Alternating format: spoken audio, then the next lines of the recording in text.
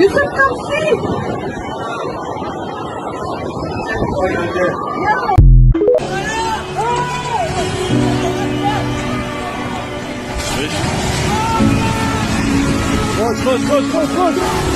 Koşun.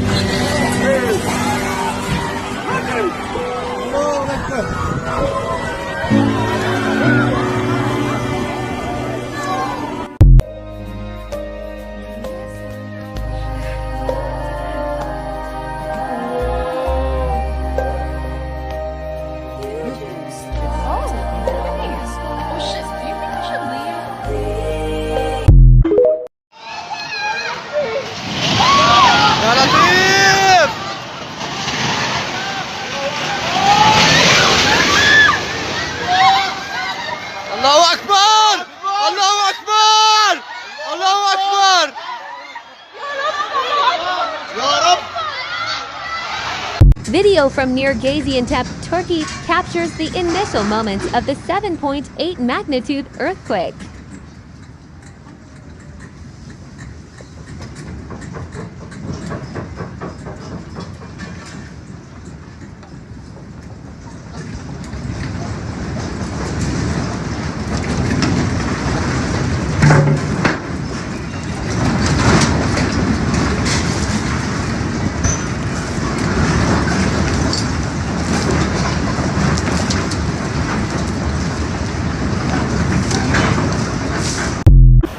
Bak şimdi.